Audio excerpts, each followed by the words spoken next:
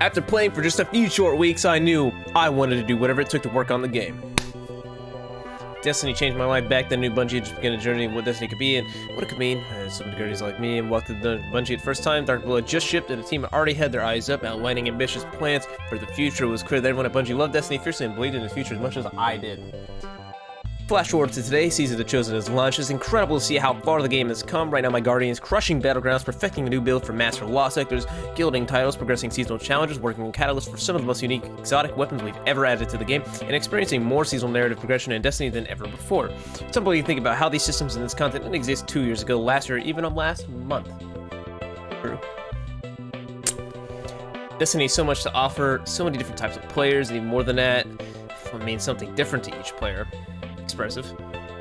It's complex, intricate, and demanding, and it makes an awesome challenge to work on. As massive as Destiny is, we believe there's so much more potential to unlock in this amazing game, stories to finish, and new stories to come, and that will keep driving us to make it better every week, every season, and every year. Cool.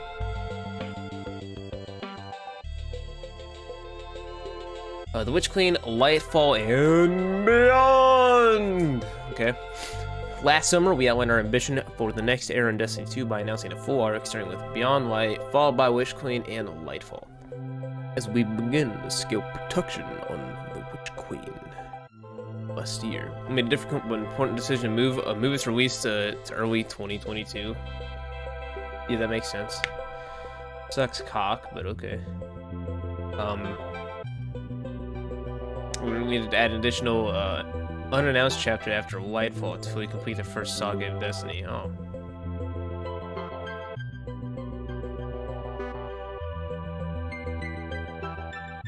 I mean,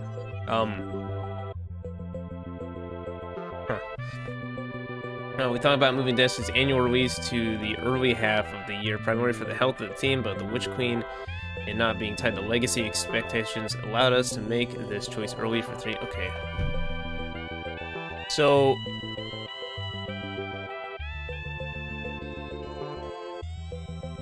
Witch Queen next year, so that means we have another extended season, or another extended season for season 16? What are we at, 13? So season 15 is going to be extended again. So we're going to be getting Season of Arrivals 3 and 4. The way I break down Season of Arrivals is I say Season of Arrivals 1 and Season of Arrivals 2 for the first and second half, because we got 2 seasons that season, and that was weird. That was a weird period, but I respect it. They didn't completely F-word their team. So, okay, they're pushing Witch Queen Black. What? They're pushing Witch Queen back to 2022 early, so probably January, February, maybe a year from now. Not a big deal. We lose 3 months. Does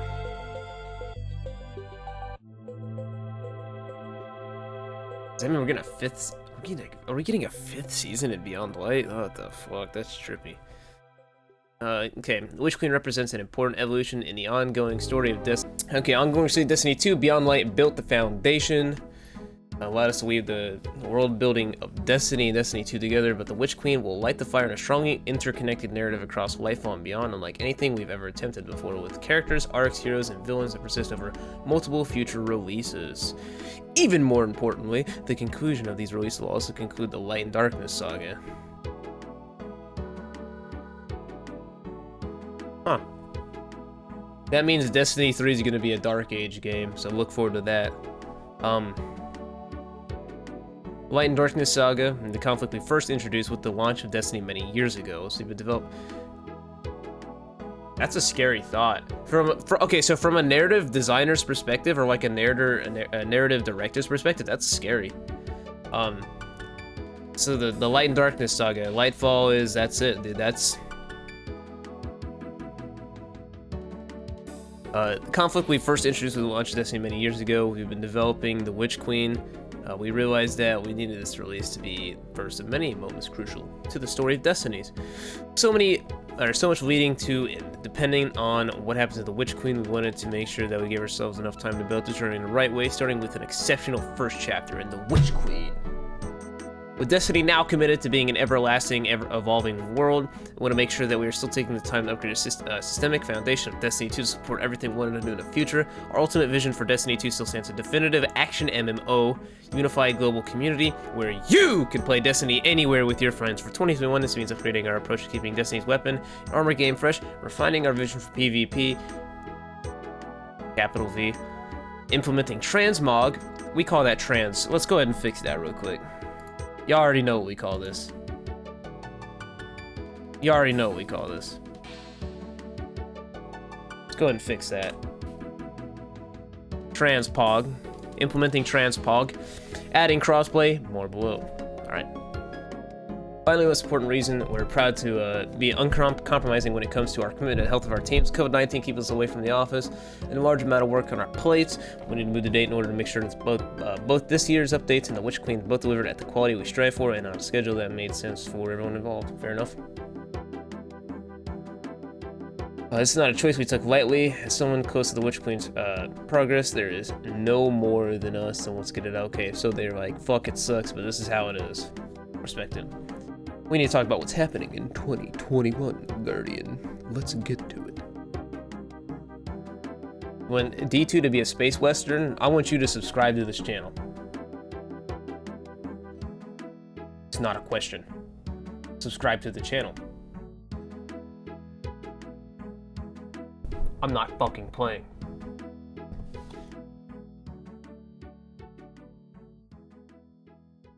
No, I'm joking. So, rewards that matter! With Season 11, we introduced Infusion Caps, an iteration on Infusion designed to keep Destiny's gear game fresh from release to release, and to create a healthy ecosystem for our aspirational content. I sound like a Senate nomad. For our aspirational content, while we still believe in these goals, it's clear our execution was off the mark. Let me go ahead and put that in the corporate speak for you. We tried to do something cool and it fucking sucked. Infusion Caps helped us meaningfully shift the meta in Beyond Light, create a rewards ecosystem that was manageable to balance and monitor, but the system has also made our rewards feel like they have an expiration date. Very true. I'm glad they recognize that. We didn't say that enough. Mongolian, thank you so much for the tier 1 for 3 months. You so scared you subbed twice? Like twice? Come on. Get this shit back.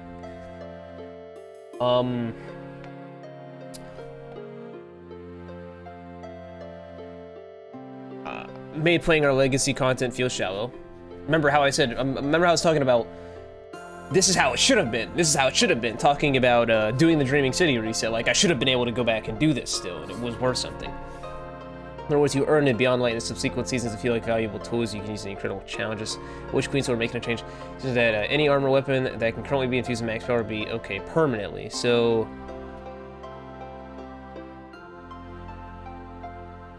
next season, there's no more cap on infusion. Okay.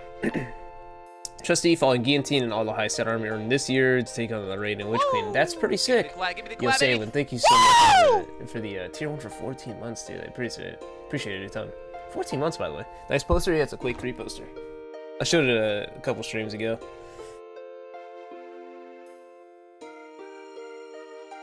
Okay. That's cool.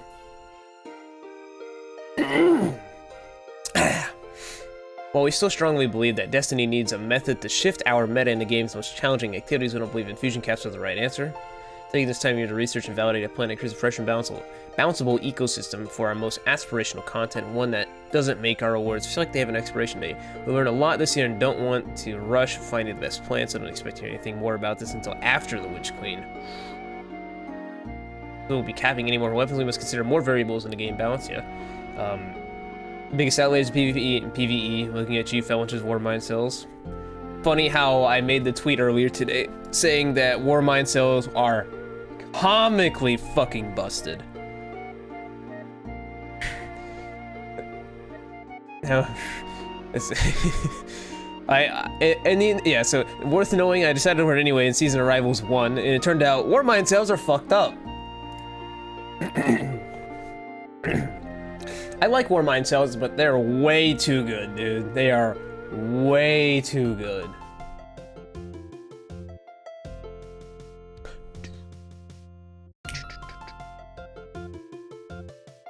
You want my mouse? There you go. Pink sucks. Oh, we got a hype train. Nauseous, thanks for getting us up the quarter. Appreciate that. Yo, Glorious, if you're watching this, sponsor me. You can email me, get me on Twitter, we can talk about this. Everyone, thank you for the gift sub, Nauseous, I appreciate it. So while we shift the meta, okay. It doesn't make rewards feel like they have an expiration date, because that sucks cock. Learn about this year and don't want to rush finding the best plan. Okay, Witch Queen. We'll be capping any more voices. Okay, we talked about this. Big change. We didn't take it lightly. Lightfall, lol. However, we believe there's nothing more important Destiny than getting our rewards right. Good, good, good, good, good. Yeah, Fireteam Medic has a perk. It's so good. It's so good. I always run it pretty much. So we talked about rewards, talk about power. We started a paradigm where we raised the overall power cap by 50 each season, not bad. Fusion cap shifted the meta, made sure each season sees a significant reset of the power you can combat this way. A new power level cap. So we'll be raising the power cap by 10 for each non-expansion season. What are you doing, Seth, brother? So traditional leveling for season to season just went out the window. You reach the maximum power in Season 13. When the next season rolls around, you'll be directed in a 10-point pinnacle. Wow. That's good. A lot of people are kind of tired of the leveling. That's good. Yo, Nauseous, thanks for getting us up to Jill. I appreciate that. Whoa! Yo, you guys got gifted subs. Tell him thank you. Nauseous is a fucking big supporter. He's one of the homies. He's always in the chat. He's always in the stream. He's always supporting me. Tell him thank you. So that's cool. I actually like that. Like, the leveling felt repetitive, and I didn't fucking like it. That's what I have to say. And I think that's a great change. Easier to pick up and join Destiny each season, exactly, because you know a lot of people express they're like, oh, I want to do it, but I don't want to do the power leveling. Sick. A deep RPG power pursuit when we launched the Witch Queen. So again, we could still jump several hundred power levels for expansions, and you know there's this traditional expansion leveling, right? That's good. Fuck yeah. Angels of Death, Angle of Doom. Passionate about PvP and Destiny 2. So I'm gonna pause right here. I'm gonna go to the bathroom, and then I'm gonna say this. I'm gonna leave this note. All right, hold on. Not literally a note. Remember how I said, just let's go ahead and think about this, guys. Remember, what did I say? What have I been saying for the past like week? What have I been saying for the past week? This is a good song. What have I been saying for the past week? They've been too quiet. They've been too quiet. They were too quiet. They have something planned. All right, I'll be back. I gotta pee, guys. If your gear expires after Season 13, it will never expire again. It now no longer ever expires. All right, here we go, boys. Let's fucking go. All right, Angles of Doom. Like many of you, I'm passionate about PvP. I'm not looking below this point. It's clear that we haven't had a consistent message around these modes, so I'd like to share a high-level vision for the Crucible. Too quiet. Direct player versus player competition is essential in Destiny, and this is in italics. So they're expressing, yeah. It's an option to express mastery of your Guardian and showcase the strength of your arsenal against other players. Okay. It's a simple vision. So what they're saying here is, hey, dumbasses who say that delete PvP, or dumbasses who think that PvP is irrelevant. You're a fucking idiot. You're a poopy head. You're a poopy head. It's a simple vision, but it's one that's crucial to making the game feel like a real place for those players that crave that showcase.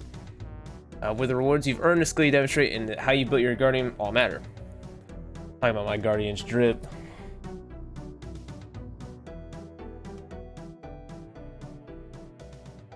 Let's talk about what we're doing this year for PvP, starting with our two priorities: improving gameplay sandbox balance in the Crucible and upgrading the experience of our most aspirational game modes. Trials. When it comes to balance update, these can be divided into three major buckets. First, in Season 15.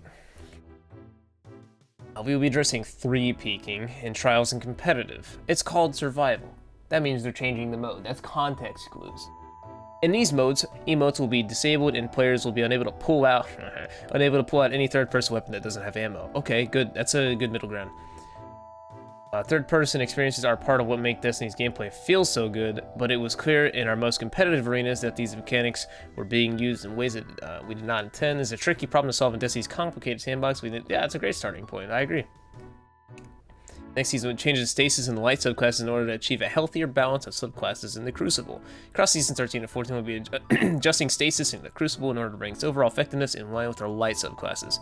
Here's some of the changes you can expect coming to updates this season and next.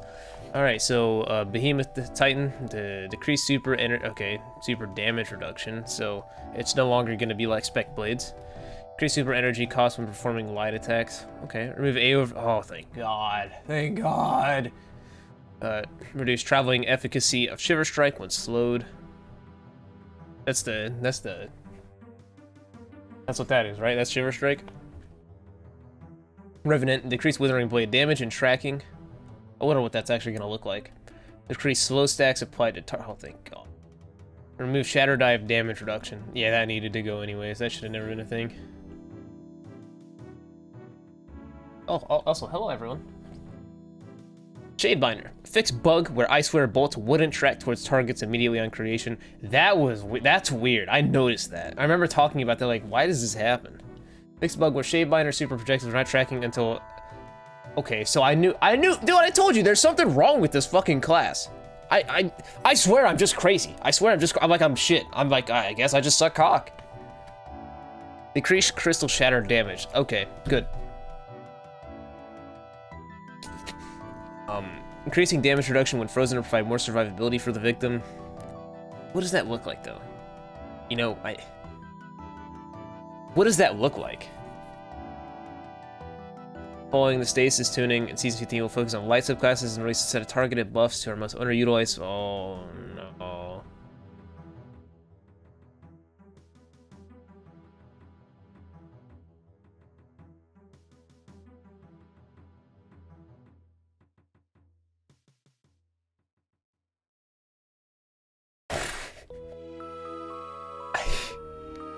Nova Warp's gonna get real fucking good. Nova Warp's gonna get real fucking good. Nova Warp and Blink are gonna get real fucking good real fast. Finally, we want to continue to adjust weapon archetype performance and introduce new perks that shift the meta in the Crucible. I think the team has done a great job in this area over the last several months, introducing balance changes both at the seasonal boundaries and the mid-season. And we want to continue to drive down this path to diversify the types of levels you counter from season to season. Thank you. In addition, at season 15, we will be looking at overall ability usage rates. May see guns and gunplay are always key. Wow. Okay. Guns and gunplay are always key to success. That means, like, guns and gunplay. Huh. Gameplay balance only matters when the underlying playing field is fair, and unfortunately cheating continues to be a significant issue, especially on PC. We're looking to maintain security as new exploits emerge, and as always, we don't want to talk a lot about these improvements for fear of empowering the bad guys. Fears we can talk about. Double the size of the Bungie game security team this year, reflecting our long-term commitment to fair play. Okay. Regular surveys to better understand your experience with cheating, and to measure our progress, data enriches our existing streams from player reports. Thank you for reporting. And game instrumentation. If your server wants to please experience it. Okay, survey is cool. A strategy of aggressive legal action against cheat developers. You may see news articles about early actions here. Okay. Okay. Beyond gameplay, balance, and security, we want to adjust the structures of our most aspirational PvP modes. Oh my god, thank you God, an overhaul of the trials. Can we just say, yeah, we're overhauling it. It's out. Okay. Getting serious here. First up, we're targeting overall trials size for reward structure and matchmaking paradigms to release before the end of the year. Wow, okay. With this update, we specifically want to target a few things. Improve the overall health of the trials matchmaking pool. Well, incentivizing wider audience too. I can't, dude. I just read trials and I just fucking don't want to talk about it. I fall asleep, man. That was a real yawn, by the way. Incentivizing a wider audience to engage and a better defining separation of skill tiers. What does that mean? What does that mean on paper? That's business talk. That's like, we want to say something, but we really don't want to say it. Rebuild the Trials reward structure so that it encourages more players to stick to their active cards longer. Okay, so... Oh no, we lost. Reset. Current reward structure and water cycling cards after a single loss mean the first games of your Trials card has a high chance of being incredibly challenging. Yeah. Want to build a reward structure that continue to push high skill players and want to go deeper into the card even after a loss, making 3 to 5 wins and more achievable for more players.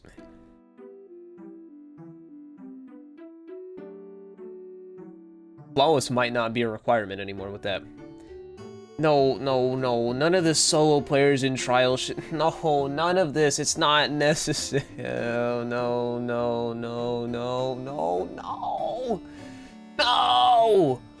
no! Okay. After Trials, we'll be targeting similar scope and refresh the Iron Banner. Cool. While there's a lot to do when it comes to supporting the Crucible, we want to target our efforts around global PvP and support our most aspirational modes first. You know, just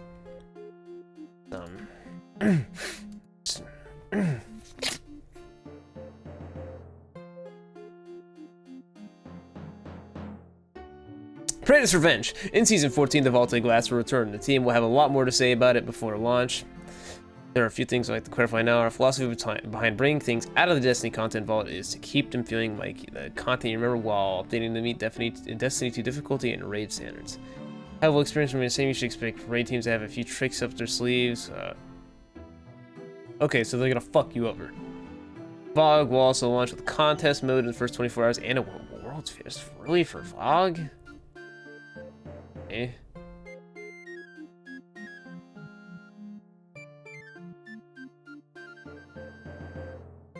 Okay, so like you gotta do some challenges. And then year was a master version of Vault. Oh, thank you, God. Thank God. Oh my God. Upper difficulty raids. We've been really excited how Master and Grandmaster difficulty. Oh man. Oh, thank you, God. I hope that they have like strike like the Nightfall modifiers. Holy shit. I've been asking for this for I fuck you not, probably 5 years now.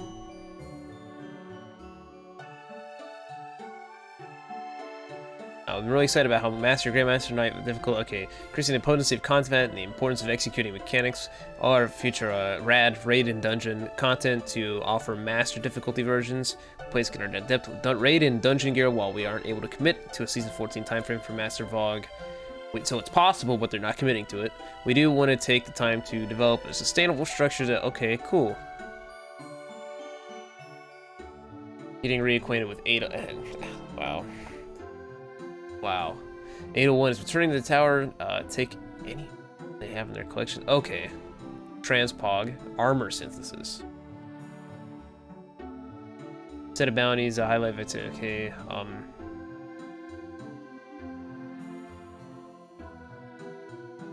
Okay. Synthesis tokens for silver.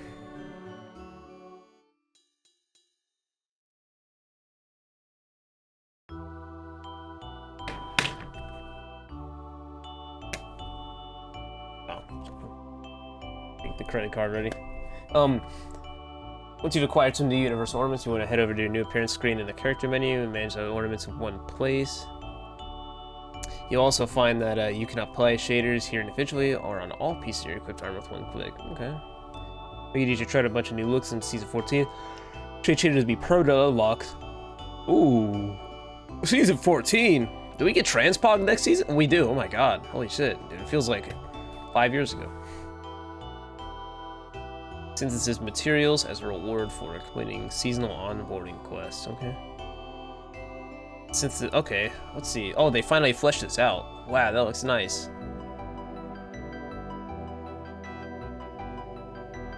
That looks pretty nice, man. I think they got some new people on there, like some new UI and UX designers or something, but they've been killing it recently, dude. I don't know who's been doing it, but they've been fucking nailing it. Combined fire, if you think covered, okay. Okay, team is enormously difficult to make a game like this from home. Enthusiasm and talent. Guardians, Conquerors, Lighthouse Frequent Flyers, Lord Masters. People that just love to get in a strike or two with their family.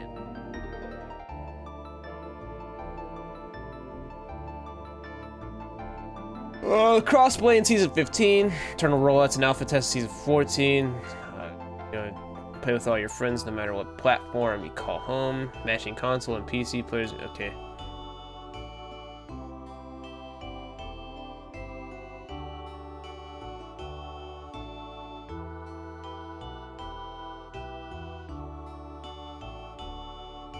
Okay.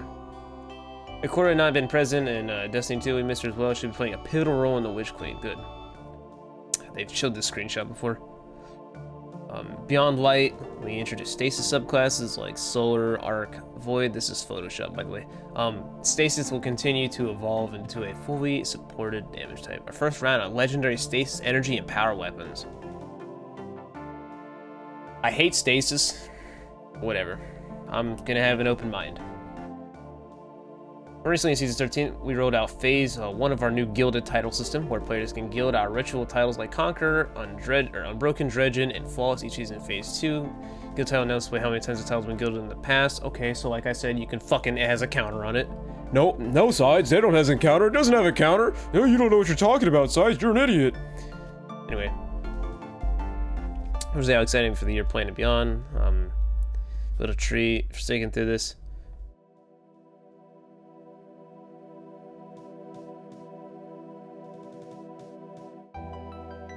Okay. NaCl. Sodium chloride. Sodium chloride. Let's break down these armor sets. So we have Salt on the Titan.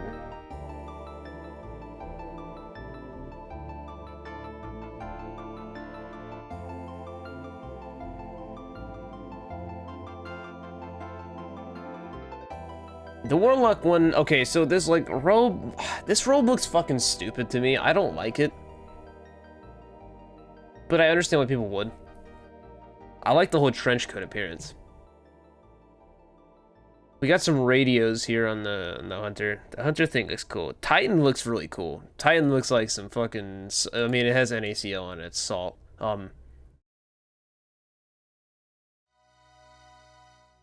What is this hood? It's called a parka. It's a parka. We have an antenna here on the Warlock thing for some fucking reason. This is not my favorite set. This is not my favorite set. Doesn't have to be. Okay, so Joggoth made this big post. Okay, so that's a lot to break down.